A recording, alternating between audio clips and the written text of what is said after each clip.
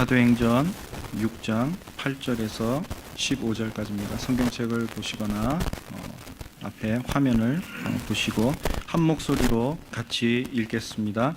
스데반이 은혜와 권능이 충만하여 큰 기사와 표적을 민간에 행하니 이른바 자유민들 즉 구레네인, 알렉산드라인, 길리기아와 아시아에서 온 사람들의 회당에서 어떤 자들이 일어나 스데반과 더불어 논쟁할세 스데반이 지혜와 성령으로 말함을 그들이 능히 당하지 못하여 사람들을 매수하여 말하게 하되 이 사람이 모세와 하나님을 모독하는 말을 하는 것을 우리가 들었노라 하게 하고 백성과 장로와 서기관들을 충동시켜 와서 잡아가지고 공회에 이르러 거짓 증인들을 세우니 이르되 이 사람이 이 거룩한 곳과 율법을 거슬러 말하기를 마지 아니하는도다. 그의 말에 이 나사렛 예수가 이곳을 헐고 또 모세가 우리에게 전하여 준 규례를 고치겠다 함을 우리가 들었노라 하거늘 공회 중에 앉은 사람들이 다 스데반을 주목하여 보니 그 얼굴이 천사의 얼굴과 같더라. 아멘. 우리 잠깐 기도하고 우리 말씀 듣겠습니다. 하나님 참 감사합니다. 아름다운 청년대학부의 찬양을 받으시고 찬양팀들의 아름다운 찬양을 받으시고 우리들의 헌물과 기도와 우리의 예배를 받으시니 참 감사합니다. 세상의 모든 우수사례 걱정들 다 내려놓게 하시고 오직 살아계신 하나님께만 집중하고 그분이 우리에게 무엇을 말씀하시는가를 듣는 그런 복된 시간으로 이 시간을 함께해 주시옵소서. 성령께서 이 시간 우리 가운데 함께해 주시고 우리를 말씀에 집중케 하셔서 스데반이 목도했던 그 하늘의 영광을 바라보는 우리들 모두가 되게 해 주시옵소서. 예수님의 이름으로 감사하며 기도드립니다. 아멘. 성경에서 가장 긴 설교가 사도행전 7장에 나타난 스데반의 설교입니다. 스데반은 1세기 초대교회의 최초의 순교자였습니다. 예루살렘 교회가 폭발적으로 성장하고 있을 때 사탄이 마귀가 꺼낸 회심의 카드가 스데반을 잡아 죽이는 일이었습니다. 그래서 예루살렘의 그 초대교회의 성장을 단칼에 저지시키는 그 회심의 카드인 스데반의 순교는 놀랍게도 하나님의 생각은 달랐습니다. 하나님은 스데반의 죽음을 통해서 이 초대교회의 복음의 기폭제로 사용합니다. 그래서 그동안 예루살렘에 갇혀 있었던 예수 그리스도의 십자가와 부활의 복음이 이제는 유대와 사마리아 땅을 넘어서 세계 선교를 주도할 안디옥 교회의 초석을 놓는 그 사건이 바로 오늘 스데반의 죽음의 사건이었습니다. 오늘 구속된 스데반의 제목은 그가 하나님의 율법과 성전을 모독했다. 아주 무시무시한 이 제목입니다. 오늘 11절을 보면 유대인들은 사람들을 매수해서 그가 모세와 하나님을 모독했다 그렇게 고발하고 있습니다. 12절에서는 백성과 장로와 서기관들을 충동해서 그를 사내들인 공회에 고발합니다. 그리고 13절에서는 거짓 증인들을 세워서 이 사람이 거룩한 성전과 율법을 거스렸다고 고발합니다. 사악한 종교 지도자들은 지와 성령으로 충만한 하나님의 사람 스데반을 죽이기 위해 순진한 사람들을 돈으로 매수했습니다. 그리고 그들을 충동했습니다. 그리고 거짓을 꾸며 의인 스데반을 죽이게 됩니다. 유대교의 핵심은 율법과 성전입니다. We know that the essence of Judaism is the law of Moses and the temple. 율법과 성전입니다. 이것은 유대교가 어떻게 예수 그리스도의 기독교의 복음과 극명한 차이를 드러내는지를 보여줍니다. 그래서 어떻게 유대교와 주데이즘과 우리 크리스티애니티가 차이가 있는가? 이것은 율법과 성전을 어떻게 이해하는가? 그 두 가지 주제와 사건으로 우리는 결정지을 수 있습니다. 이제 스데반의 증언을 통해서 어떻게 유대인들이 모세의 율법과 성전의 개념을 곡해했는지, 그리고 오히려 그들이 어떻게 율법을 범하고 성전을 더럽혔는지, 그런 스데반을 통한 성령의 음성을 들을 수 있기 바랍니다. 오늘 사도행전 7장 1절에 보면 재판관인 대제사장이 이렇게 묻습니다. 대제사장이 이르되 이것이 사실이냐? 그렇게 묻습니다. 정말 당신이, 정말 네가, 너 같은 녀석이 모세의 율법과 성전을 모독한 것이 사실인가? 그것을 오늘 이 거짓이 없는 스데반을 산헤드린 대제사장이 추궁하고 있습니다. 취조하고 있습니다. 억울한 의인 스데반은 불의한 인간의 법정에 섰습니다. 그런데 놀랍게도요, 오늘 스데반은 왜 자기 자신이 모세의 율법을 범하지 않았는지, 그리고 왜 하나님의 거룩한 성전을 더럽히지 않았는가를 변호하지 않고 담담하게 이스라엘의 역사를 개관하고 있다는 사실입니다. 그런데 놀랍게도요, 이 이스라엘의 역사 속에 네 사람을 통해서 자기 자신이 율법과 성전을 범하지 않았다고 진술하고 있어요. 첫째는 에이브라함, 둘째는 조셉, 세 번째는 모세스, 네 번째는 솔로몬. 이 네 사람을 통해서 오늘 이스라엘의 그 장구한 하나님의 그 역사를 기술하고 있어요.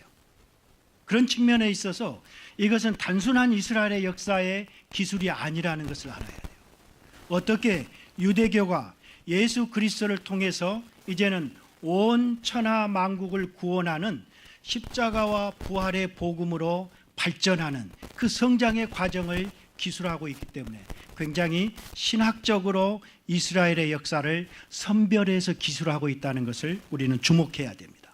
그래서 굉장히 평범한 이스라엘의 역사지만 그 속에서 스데반이 무엇을 말하고자 하는 그 스데반의 어떤 인텐션을, 그 퍼포스를 우리가 놓치면은 이것은 너무나 평이한 그런 이스라엘의 역사의 진술에 불과하게 되는 거예요. 그래서 사실 오늘 설교는, 오늘 우리들이 읽은 6장은 어떤 백그라운드에 불과하고 사도행전 7장을 짧은 시간에 제가 설교하도록 하겠습니다. 오늘 스데반이 어떤 목적을 가지고 이 네 사람들을 언급하고 있는지 우리는 주목해야 합니다. 오늘 스데반은 하나님의 계시로서의 율법과 하나님의 임재에 대한 가시적인 상징으로서의 성전의 의미를 드러내고 있습니다. 모세를 통해서 주신 율법의 궁극적인 목적은 과연 무엇일까? 그리고 예루살렘 성전을 통해서 궁극적으로 하나님이 그리스도가 말씀하시고자 하는 성전의 참된 의미가 과연 무엇인가? 오늘날 너무나 많은 사람들이 교회당을 성전으로 착각하고 있죠. 이것은 어떻게 유대교가 생각한 그 건물의 성전의 개념이 어떻게 그리스도 안에서 예수 그리스도로 성전의 개념이 바뀌는가, 이것을 잘 우리는 주목해야 됩니다. 우리 권사님들 좀 피곤하시죠? 열심히 일하시고 오셔서 설교 시간에 졸면 안 되십니다. 조시는 분은 자진해서 일어나서 뒤에 서 계시기 바랍니다. 안 그러면 바로 질문 들어갑니다. 자, 설교 시간에 조지 마시고 약간 덥지만은 주목하시기 바랍니다. 그래서 스데반의 설교를 통해서 과연 모세를 통해서 주신 율법의 궁극적인 목적과 참된 성전의 개념이 무엇인지를 깨달아서 저와 여러분들의 삶에 적용하는 그런 복된 시간이시길 주님의 이름으로 축원합니다. 그러면 아브라함의 이야기를 먼저 살펴보겠습니다. 여러분 성경을 펴시고 오늘 7장을 쭉 가면서 살펴보겠습니다. 오늘 에이브라함의 이야기는 2절에서 8절까지 나오고 있어요. 그런데 굉장히 흥미로워요. 왜? 아브라함이 땅의 이야기만 해요. 부동산의 이야기만 해요. 그런데 과연 스데반이 아브라함과 땅과의 그 관계를 통해서 율법과 성전의 개념이 어떤 것인가를 말하고 있기 때문에 우리는 굉장히 그 주의를 집중해야 돼요. 오늘 2절에 보면 여러분 부형들이여 들으소서. 지금 법정에서 추상 같은 사내들인 공회원 72명 앞에서 지금 스데반이 설교하고 있어요. 예루살렘 교회 일개 한 집사가 바로 어마어마한 예수 그리스도의 구속의 역사를 펼치고 있기 때문에 우리는 그 음성에 순종해야 돼. 들을 수 있어야 돼요. 우리 조상 아브라함이 하란에 있기 전 메소포타미아에 있을 때, 하란에 있기 전 메소포타미아는 갈대아 우르였죠. 아브라함이 태어난 고향이었어요. 거기서 아버지 테라와 함께 우상을 섬기던 그 갈대아 땅에 있을 때 어떻게 영광의 하나님이 그에게 나타나셨다, 그렇게 말하고 있어요. 영광의 하나님이 그에게 찾아오신 거예요. 그리고 아브라함에게 말씀하십니다. 3절, 네 고향과 친척을 떠나 내가 내게 보일 땅으로 가라. 내 고향과 친척을 떠나 내가 내게 보일 땅으로 가라, 그렇게 말씀하셨다는. 그래서 아브라함이 갈대아 사람의 땅을 떠나 하란에 거했어요. 티그리스와 유프라테스 강의 상류 지점이 그 삼각지에 굉장히 비옥한 하란 땅이었어요. 그래서 어쩌면 아버지 데라랑 함께 가면서 아버지가 야야 얘야, 그 척박한 가나안 땅에 들어가느니 이 정도쯤에서 우리가 둥지를 틀면 어떻겠니? 아마 그렇게 말씀하셨는지도 몰라요. 그래서 할 수 없이 아브라함은 아내와 조카 롯과 함께 잠시 거기 하란 땅에 거주하게 됩니다. 언제까지? 그의 아버지 데라가 죽을 때까지. 이것이 창세기 11장 하반절에 기록되어 있죠. 그래서 아버지 데라가 죽음에 하나님이 그를 거기서 하란 땅에서, 그 말이에요, 너희 지금 사는 이 땅으로, 가나안 땅으로 옮기셨다, 그렇게 말하고 있어요. 그러나 여기서 가나안 땅에서 밟을 칠 만한 땅도 유업으로 주지 아니하셨다, 그렇게 말하고 있어요. 하나님이 약속하신 젖과 꿀이 흐르는 그 가나안 땅을 아브라함이 살아생전에 자기의 매장지 하나, 자기 관이 묻힐 정도의 그 막벨라 굴 정도밖에 주지 않으셨다는 거예요. 이것이 뭔 말이에요? 그리고 다만 이 땅을 아직도 자식이 없는 그와 그의 후손에게 소유로 주시겠다고 약속하셨다. 이것이 스데반이 하는 말이에요. 75세인 아브라함, 100세에 가서야 비로소 이삭을 낳았는데 계속해서 후손도 없는데, 자식도 없는데 그 후손에게 이 땅을 주시겠다, 하나님이 계속 약속하셨다는 거예요. 그리고 또 이같이 말씀하시되 창세기 15장의 말씀을 진술해요. 그 후손이 다른 땅에서 나그네가 될 것이다. 다른 땅은 애굽 땅을 말하고 있어요. 그 땅 사람들이 종으로 삼아 400년 동안을 괴롭게 할 것이다. 7절에 이르시되 종 삼는 나라를 내가 심판해서 그 후에 그들이 나와서 이곳에서 가나안에서 나를 섬기리라 하시고 할례의 언약을 아브라함에게 주셨더니 그가 이삭을 낳아 여드레 만에 할례를 행하고 이삭이 야곱이 우리 12조상을 낳았다. 이것이 아브라함에 대한 이야기 끝이에요. 그러면 우리가 너무나 잘 아는 이야기예요. 모두 다 아는 건데 이것이 어떻게 율법과 성경과 관계된 메시지냐라는 것을 우리는 그것을 붙들지 못하면 우리는 아무런 그런 세상 그 secular history를 공부하는 것과 마찬가지죠. 그래서 과연 여기서 이 스데반이 말하고자 하는 땅, 메소포타미아 땅, 하란 땅, 가나안 땅, 애굽 땅을 거쳐 다시 가나안 땅으로 돌아오는 스데반의 의도는 무엇이었을까?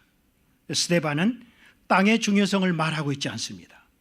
오늘 스데반의 강조점은 땅이 아니라 그 땅을 주시겠다고 약속하신 하나님이세요. 오늘 이 이야기의 중심은, 아브라함의 강조점은 스데반이 말하고자 하는 것은 아브라함과 땅이 아니라 아브라함의 하나님이 어떤 분이신가를 지금 말하고자 하는 점이 우리가 주목해야 될 점이에요. 땅이 아니라 하늘이에요. 부동산이 아니라 하나님이시다. 지금 그 얘기를 하시는 거예요.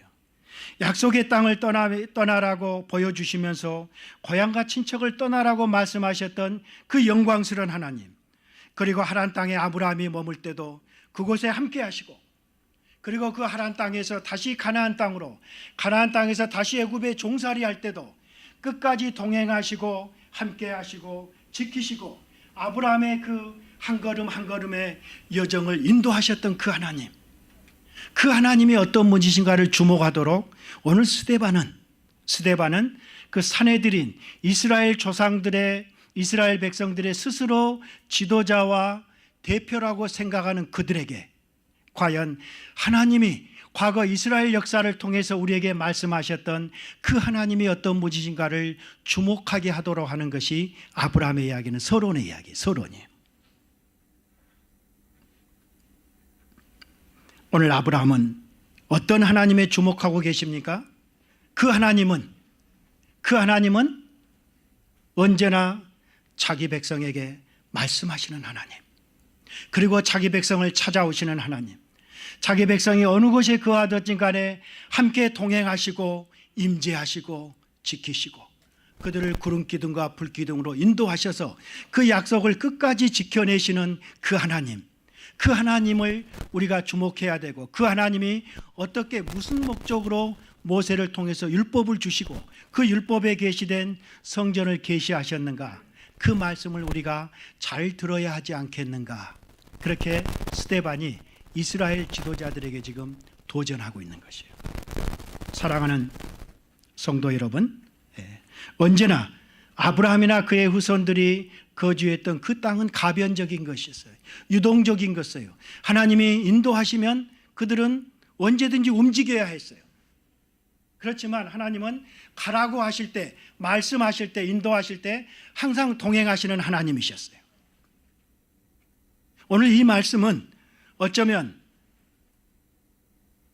라케나다에서 토헨가로, 토헨가에서 LA로, LA에서 글렌데일로 다시 이주케 하시는 하나님의 그 섬세한 인도 속에서 우리가 어느 곳에 있든지 하나님이 우리 소망장로교회와 여러분들과 목사님과 함께 하시는, 끝까지 함께 하시고 신실하게 이 소망장로교회를 통해서 이루시고자 하는 하나님의 약속을 이루시는 그 하나님을 바라보시고 감사하시는 여러분이시길 바랍니다. 오늘 요셉의 이야기는 아브라함이 서론적으로 끝내면서요, 실제적으로 요셉까지가 서론적이에요. 그래서 9절에서 16절까지인데 제가 다 읽지 않겠어요. 그렇지만 9절은 우리가 읽어야 돼요. 9절과 10절. 여러 조상이 요셉을 시기해서 애굽에 팔았더니 하나님이 그와 함께 계셔 그 모든 환난에서 건져내시고 애굽 왕 바로 앞에서 은총과 지혜를 주시고 바로가 그를 애굽과 자기 온 집의 통치자로 세우게 하셨다. 이것이 이 조셉의 이야기의 핵심이에요. 뭔 말이에요? 지금 문맥은 자기 자신이 율법을 범하지 않았고 하나님의 성전을 범하지 않았다는 그 컨텍스트 속에서 오늘 요셉의 이야기를 하고 있다는 거예요. 과연 이것이 뭔 말이냐? 요셉은 자기 형들에게 시기를 받고 미움을 받아서 애굽의 종으로 팔렸다. 그런데 그런 나를 하나님이 건지시고 은총과 지혜를 주셔서 바로의 애굽의 통치자로 우뚝 세우셨다. 지금 이 얘기가 예수님의 문맥 속에서 무엇을 스데반이 시사하고자 했는가를 우리는 캐치해야 돼요. 오늘 요셉의 형제들의 사악함과 요셉의 의로움을 이 컨트라스트하고 있어요. 이 얘기는 요셉의 형제들은 누구예요? 이스라엘 조상들이죠. 야곱의 12아들들이죠. 그 야곱의 12아들들의 그 사악함은 여전히 지금의 스데반 당시의 그 이스라엘 백성들, 그 후손들이 여전히 사악하다는 것이에요. 왜? 의로운 하나님의 아들 예수 그리스도를 이방인 빌라도에게 팔아넘긴 그 사악함을 지금 스데반은 고발하고 있어요. 이게 이렇게 플레인한 이 본문 속에서는 드러나지 않지만 계속해서 율법을 범하고 성전을 못 오겠다는 그 하나님의 말씀과 하나님의 임재를 상징하는 그 두 가지의 사건을 가지고 이스라엘의 역사를 기술하고 있다는 점에서 우리는 그 비트윈 더 라인의 메시지를 잡을 수 있어야 돼요.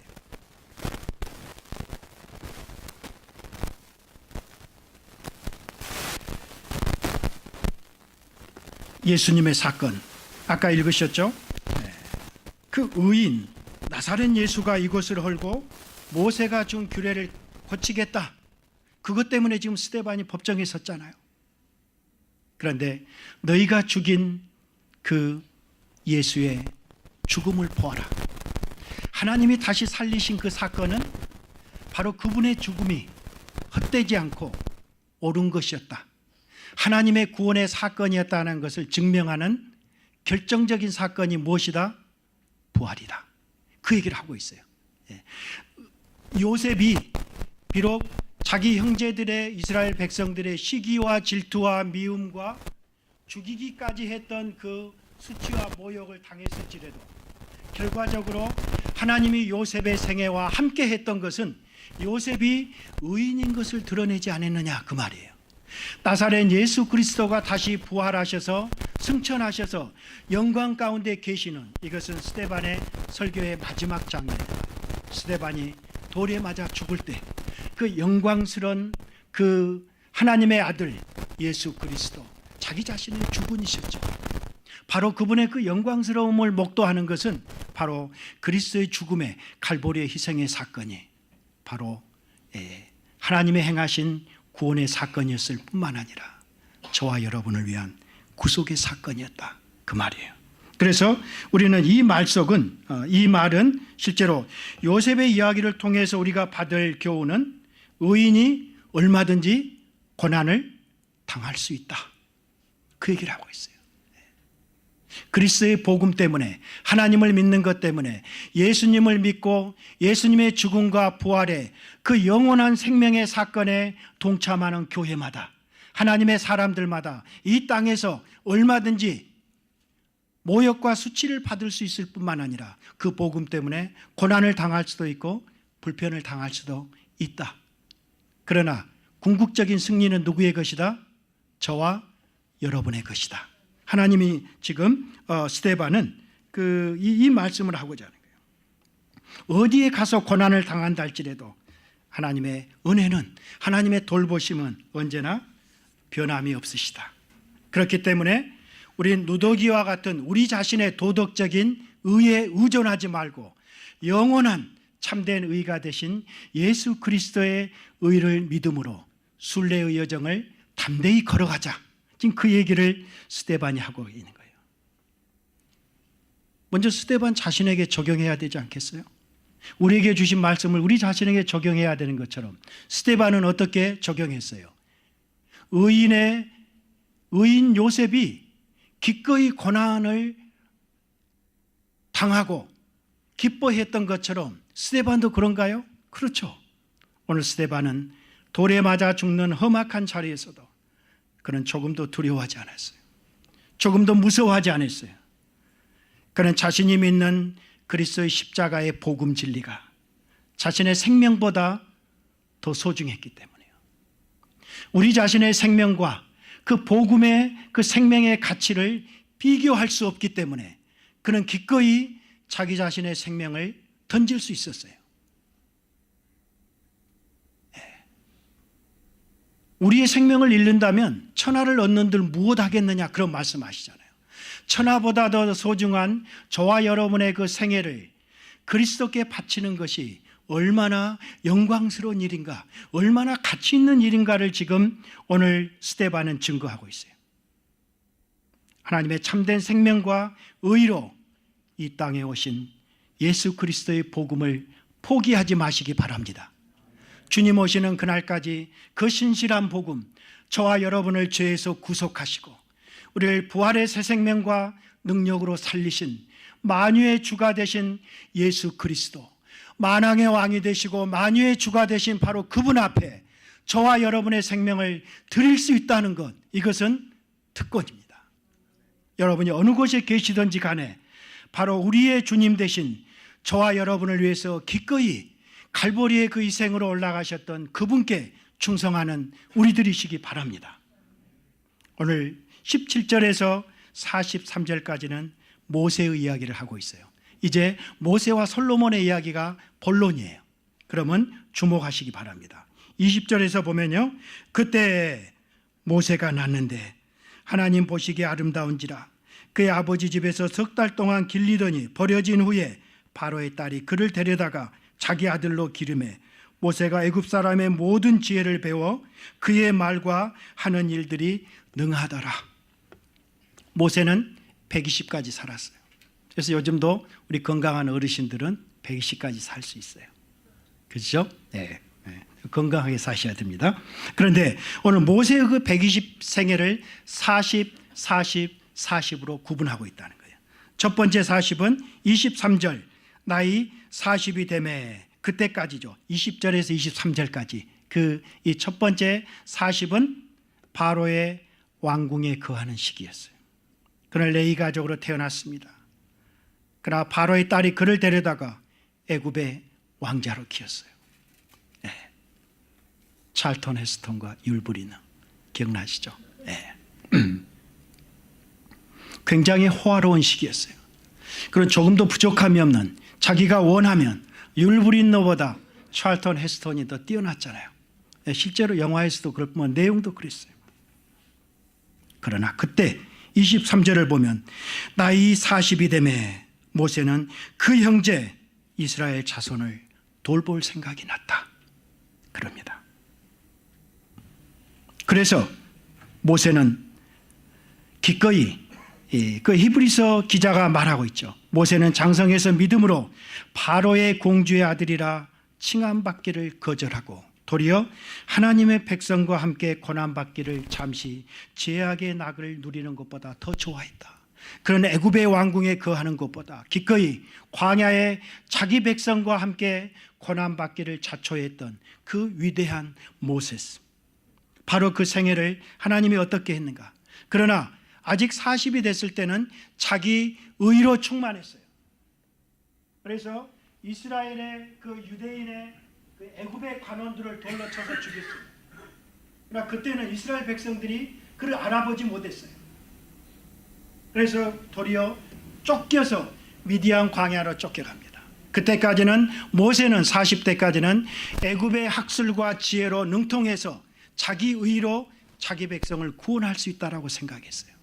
그러나 모세는 하나님이 보낸 구원자시잖아요. 하나님이 진정한 구원자라는 것을 드러내기 위해서는 철저하게 모세는 꺾이고 깨지는 온유한 자로 거듭나는 그 과정이 필요했어요. 그래서 미디안 광야로 쫓겨남을 받습니다. 그래서 하나님의 사람들은 모두 광야 학교를 졸업해야 돼요. 또 윌더니스에서 수업을 받아야 돼요. 네. 그 40년 동안 아내 시보라를 만나서 미디안 제사장의 양을 치면서 아주 멍청하게 양을 치면서 새벽에 양을 몰고 나가서 저녁에 양을 몰고 들어오는 그 시간을 40년 동안이나 했다는 걸 상상해 보세요. 그때 모세는 무엇을 깨달았습니까? 나는 아무것도 할 수 없는 무익하고 연약한 자라는 것을 모세는 깨달았습니다. 이것을 우리가 어떻게 할 수 있어요? 하나님의 산 호렙에서 모세를 불렀을 때 전에는 나를 보내소서 그랬는데 이제는 하나님 나는 아닙니다. 나는 말도 못하고 아무것도 못하는 그런 사람이기 때문에 나를 보내지 마소서 나는 아닙니다. 그렇게 해석을 해야 되는데 굉장히 아주 모세를 그렇게 아주 이상하게 해석하는 그 출애굽기 해석도 있는데요. 아무튼 모세는 굉장히 낮아진 자기 자신이 무익한 존재라는 것을 깨달았던 때가 나이 80. 네, 그래서 하나님은 드디어 그 온유한 모세를 사용하시기 시작하죠. 그래서 마침내 30절에 보면 40년이 참에 천사가 시내산 광야 가시나무 떨기 불꽃 가운데서 그에게 포겼다. 80이 되었을 때 바로 40세 때 이스라엘 백성들이 누가 너를 우리의 관리와 간원으로 세웠느냐 그렇게 배척했던 그 모세를 이제는 하나님이 어떻게? 하나님이 관리와 속량하는 자로 보냈다 그렇게 말해요. 35절에 보니까 그들의 말이 누가 너를 관리와 재판장으로 세웠느냐 하며 거절하던 그 모세를 누가? 하나님은 가시나무 떨기 가운데서 보이던 천사의 손으로 관리와 속량하는 자로 모세를 보내셨다. 그렇게 기록하고 있어요. 이 사람이 백성을 인도하여 나오게 하고 애국과 홍해와 광야에서 40년간 기사와 표적을 행하였다. 그렇게 말하고 있어요. 그런데 놀라운 것은요, 37절을 주목해야 돼요. 지금까지 기나긴 아브라함과 요셉과 모세의 이야기를 한 결론적인 구절이 바로 37절이에요. 이것은 모세 오경의 신명기 18장 15절의 결론 구절이기도 해요.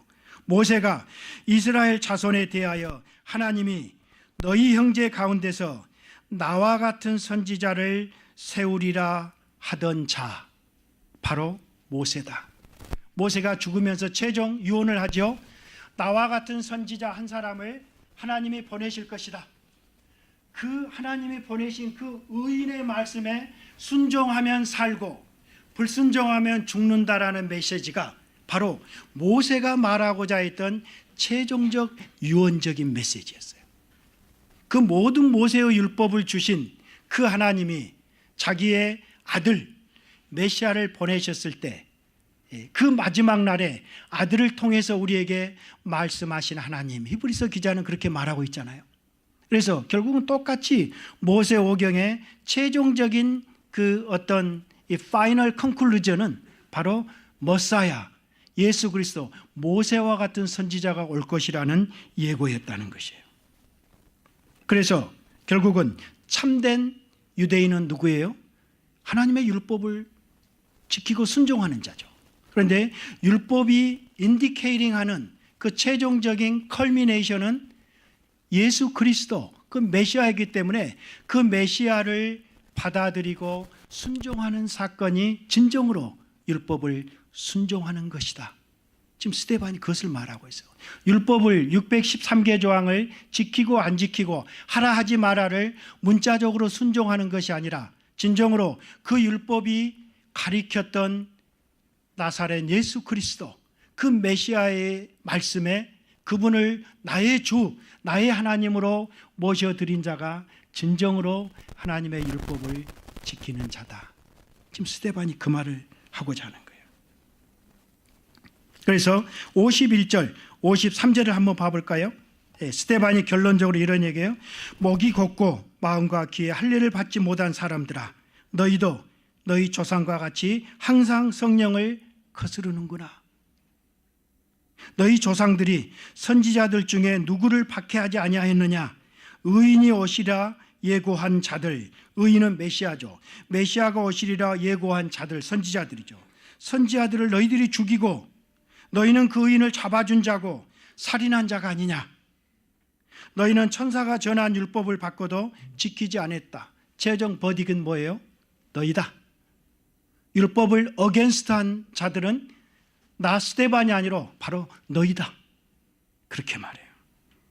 어마어마한 지금 이 선언을 하고 있어요. 그래서 결국은 최종적인 그 율법의 완성과 마침은 예수 그리스도, 바로 그분이 이 땅에 오셔서 하나님의 모든 뜻을 이루시고 순종하시고 아버지의 뜻을 행하는 것이 내 양식이다, 내 밥이다. 제자들에게 그렇게까지 요한복음 6장에서 말하잖아요. 그래서 아버지의 뜻은 뭐예요? 죄인들을 구원하시기 위해서 하나님의 아들이 십자가에 달려 죽으시는 것이었어요. 그는 기꺼이 그 희생을, 그 세크리파이스를 캘버리에서 행하셨던 것입니다. 그래서 철저하게 율법의 기능은 자기 자신의 죄를 깨달을 뿐만 아니라 소망이 없는 우리 죄인들을 그리스도께로 인도하는 그 몽학 선생의 역할이라는 것을 오늘 스데반은 그것을 주목하고 있어요. 마지막 44절에서 50절을 한번 봅시다. 이것은 성전에 관한 얘기를 스데반이 하고 있어요. 44절, 광야에서 우리 조상들에게 증거의 장막이 있었는데 이것은 모세에게 말씀하신 이가 명하사 하나님이 그가 본 그 양식대로 만들게 하신 것이다. 모세는 광야의 장막을 만든 자에 불과하다, 그 말이에요. 그리고 그들이 이 모세 다음으로 중요시하는 여호수아는 누구예요? 45절, 이방인 땅을 점령할 때, 가나안 땅을 점령할 때 그 장막을 가지고 들어간 자에 불과하다. 그렇게 얘기를 하고 있어요. 다윗의 때까지. 근데 다윗은 하나님의 이 언약궤를 넣는 성전을 짓기를 원했지만 지을 수 없었다. 솔로몬이 마침내 성전을 지었다. 그런데 문제는 솔로몬이 지은 성전에 하나님이 계시지 않았다. 솔로몬이 지은 성전 안에 하나님은 계시는 분이 아니다. 이것이 오늘 스데반이 말하는 핵심이에요.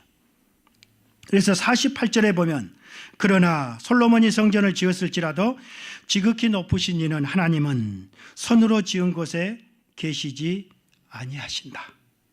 주께서 이르시되 하늘은 내 보좌고 땅은 내 발등상이니 너희가 나를 위하여 무슨 집을 짓겠느냐. 과연 내가 안식할 처소가 그곳이겠느냐, 그 말이에요. 이 모든 것이 다 내 손으로 지은 것이 아니냐. 무슨 말씀입니까? 하나님은 자기 자신의 임재를, 프레젠스를 눈으로 볼 수 있도록 성막을 지어서 성전을 지으라고 하는 심볼릭하게 타이팔러지로 설명한 거예요. 그 자체에는 의미가 아니에요. 그래서 그리스도가 오시기까지 참된 성전이 되신 예수 그리스도가 오시기까지 가시적인 눈으로 볼 수 있는 상징으로 비저불하게 주신 것이 성막이지, 원래 그 건물 아래 하나님은 갇히신 분이 아니다. 너희들이 지금 성전의 건물을, 솔로몬의 성전을, 헤롯의 성전을 우상시하고 이미 하나님이 떠나버린 그 성전을 너희들이 섬기고 있는 게, 원래부터 애시당초 하나님은 그곳에 계시지 않을 뿐만 아니라 참된 성전으로 오셔서 이제는 자기 자신의 몸을 찢기시고 피를 흘리셔서 성령을 보내시고 성령이 계신 곳이 바로 참된 성전이 된 이 신약적 복음적 의미의 성전을 설명하면서 과거의 구약의 성전에서조차도 그곳에는 하나님이 계시지 않았다. 하나의 교훈적으로, 레슨으로, 타이팔로지로 설명한 것이었지, 그 얘기를 지금 스데반이 하고 있어요.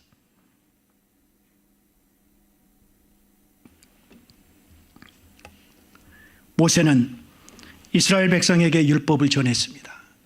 그리고 마지막 임종을 앞두고 나와 같은 선지자가 오시면 반드시 그 말씀에 순종하면 살고, 그분을 받아들이면 살고, 바로 그분을 거역하면, 받아들이지 않으면 죽는다는 그 한마디를 남기고 모세는 죽었다. 이게 스데반의 모세의 율법에 대한 핵심이에요. 그리고 다윗과 솔로몬은 예루살렘 성전을 지었지만, 만약 모세의 율법과 솔로몬의 성전이 완전한 것이었다면 모세와 같은 선지자가 다시 와야 될 이유가 있었겠느냐. 지금 그 얘기를 지금 스데반이 하고 있어요. 왜 하나님은 이스라엘 백성에게 율법을 통해 성전을 주셨을까? 이것은 실제적으로 저와 여러분의 오늘의 삶 속에 적용할 수 있어야 돼요.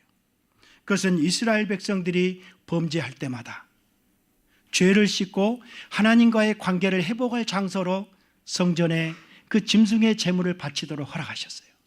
그렇기 때문에 이제는 우리가 더 이상 짐승의 제물을 들고 예배의 현장에 오실 필요가 없는 까닭은, 이제는 하나님의 영원한, 하나님의 어린 양으로 이 땅에 오셔서 단번에 영원한 속죄, 히브리서 기자는 once for all 그렇게 말하죠. 단번에 영원한 제사를 드린 바로 그분 안에서 우리는 이제 그분이 우리 안에서 성전이 되시기 때문에, 그분이 우리에게 살아계신 말씀이 되기 때문에, 우리는 유대인들이 생각하는 아직도 모세의 율법을 우상시하고 아직도 예루살렘의 성전을 우상시하는 그런 것이 아니라, 그 율법의 완성과 마침이 되신 그리스도 자신이 성전이 되시기 때문에 그분의 말씀을 듣고 그분께 순종하는 것이 바로 하나님의 뜻이다. 이것이 솔로몬의 스데반의 이 결론이에요. 54절 봅시다.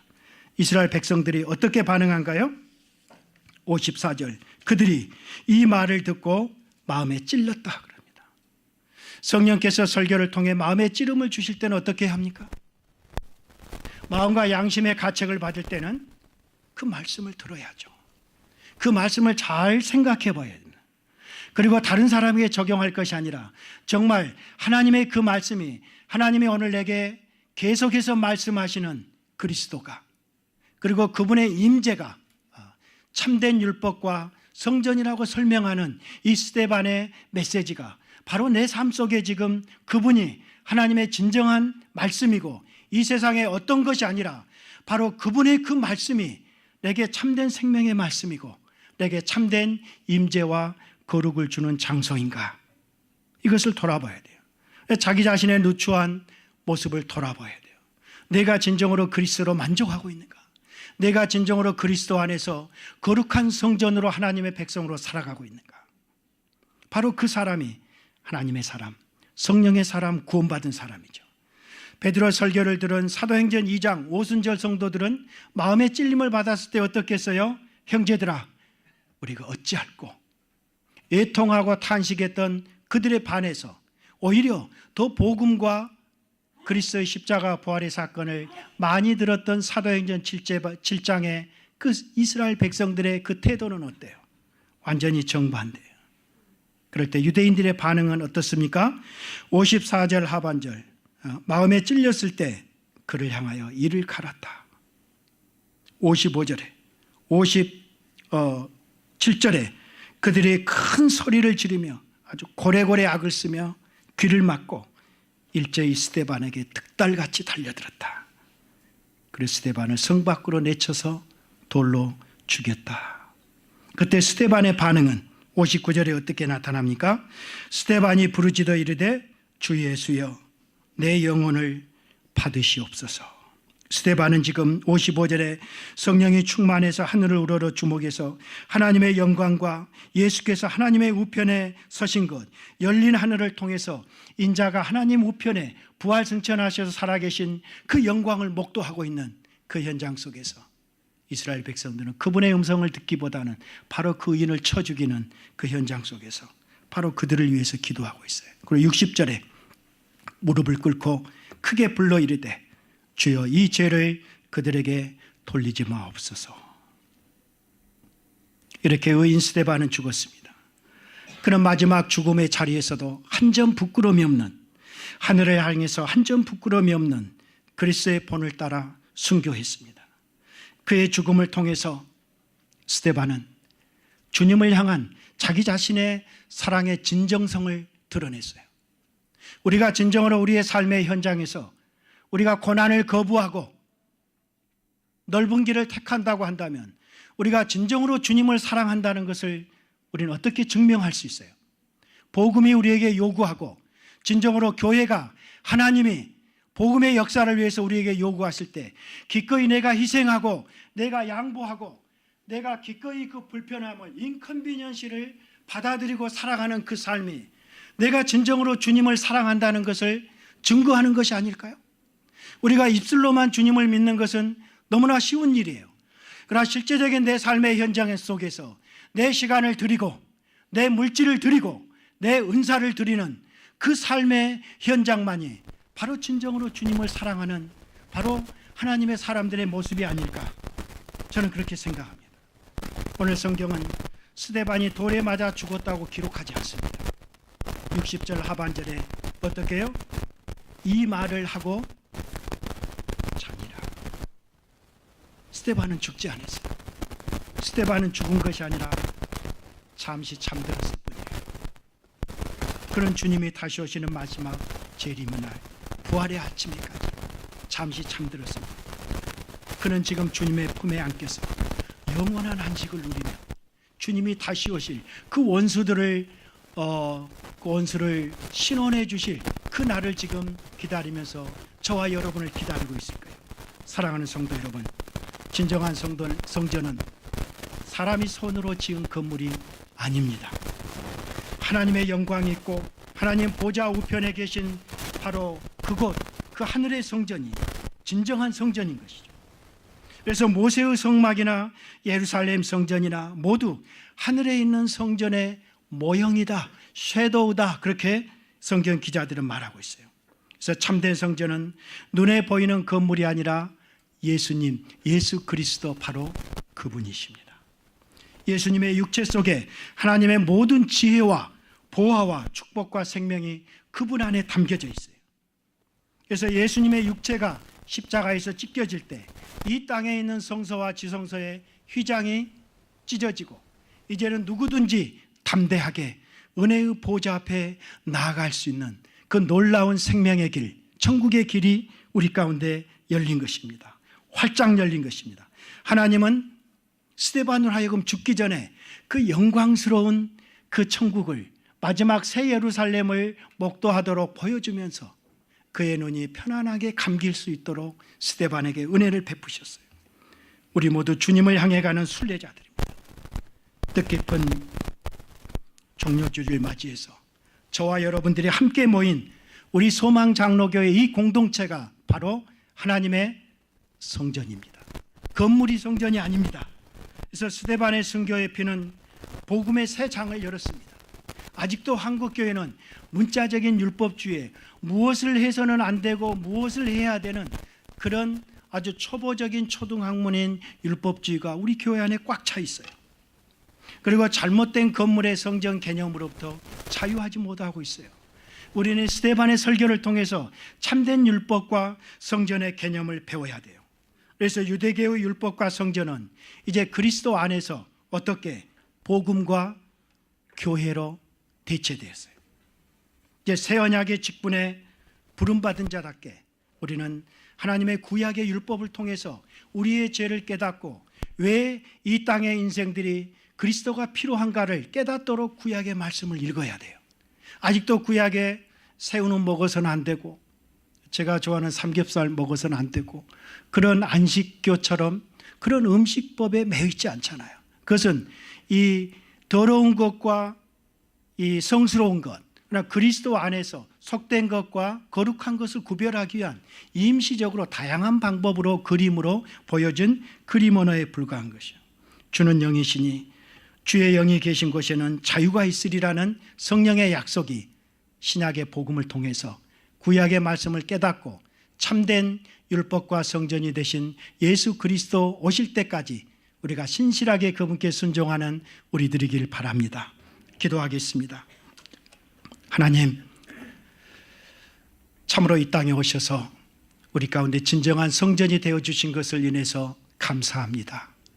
전에는 함부로 내 육체를 이 세상의 더러운 것을 위해서 정욕을 위해서 사용했습니다. 그러나 이제는 거룩한 성령께서 임재하시고 이제 그리스도 안에서 좀 더 거룩한 자녀답게 이 땅을 살아가길 소망합니다. 그리고 세상의 허탄한 음성에 순종하는 것이 아니라 기록되어진 하나님의 말씀에 성령의 음성에 순종하는 우리들 모두가 되게 해 주시옵소서. 그래서 우리 주님 다시 오실 때 다 참 착한 종으로서 이렇게 칭찬을 받는 우리들 모두가 되게 해 주시옵소서. 예수님의 이름으로 감사하며 기도드립니다. 아멘.